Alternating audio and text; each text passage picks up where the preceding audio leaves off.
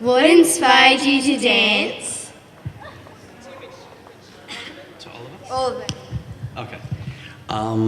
That's a funny question for me because, I said that I started at 17, and the way I started was I was lucky enough to be in a school where we had drama.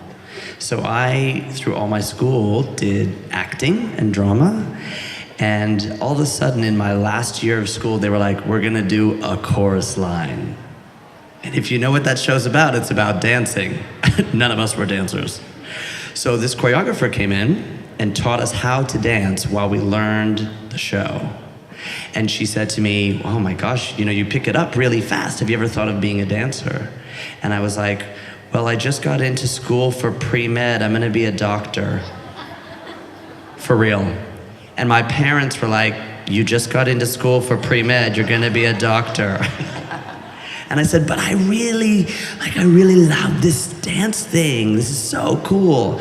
And my parents were amazing because they said, you know what? We'll support you to go and do whatever you want to do and live that dream. And when if you feel that it's not the right choice, we'll be here to help you go back to doing something else if that's what you want. And guess what? I went off to be a dancer and I never looked back.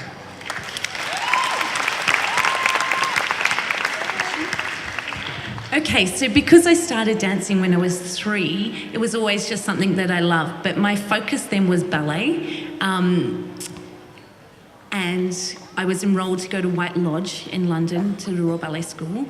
But then my family moved from London to Australia and it all changed.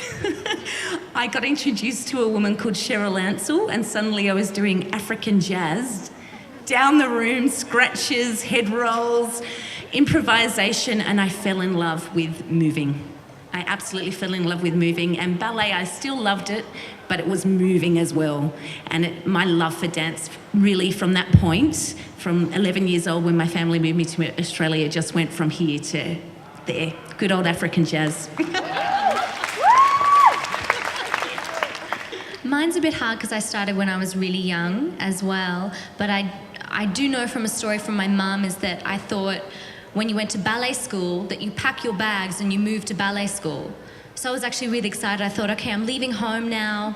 I'm ready to go. So I actually packed my bags. I've got all my stuff from my room, probably my teddy bears and everything, and I thought I was leaving to go to ballet school. So that's how serious I was at that age, that I was like, ballet is my thing. I don't think I ever saw a performance. That's just what I wanted to do. Maybe it was the idea of it, or I don't know. It was just something in here that told me this is what I should be doing. Take it very seriously. Similar thing. I started so young that I can't remember the exact moment. I firmly believe, I think Jason was saying before, I just firmly believe it's in your blood, and since 2.5, I've just loved it so much. I still do. It just makes me feel so good, and I just think it's in your blood. I'm inspired by every performance I watch, and I always want to be on the stage, and I'm inspired seeing young kids start, and I'm inspired by music, and I will dance probably till the day I'm in a box.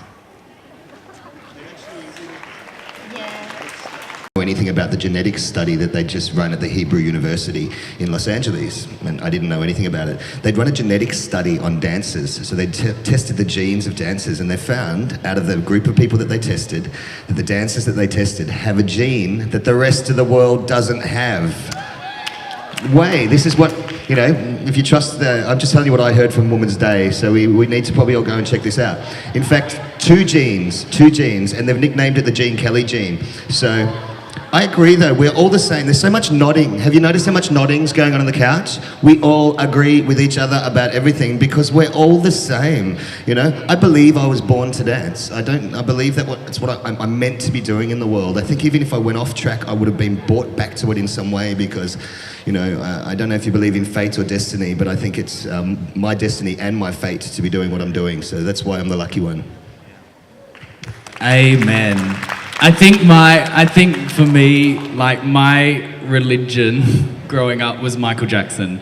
It was seriously a sin to buy any other artist till I was 15. Like, all I listened to was Michael Jackson, and what he did for dance and clips, and how commercial he made, and just what he invented, that Thriller album and that snare and that hit and that pop that is what pop is now. Just that was the infectious thing. When that Billie Jean and that rhythm and all of that was what made me go, it's just, made you dance. So that was my religion, and from there, just the love of music. Just can't. Still, yeah. And Celine.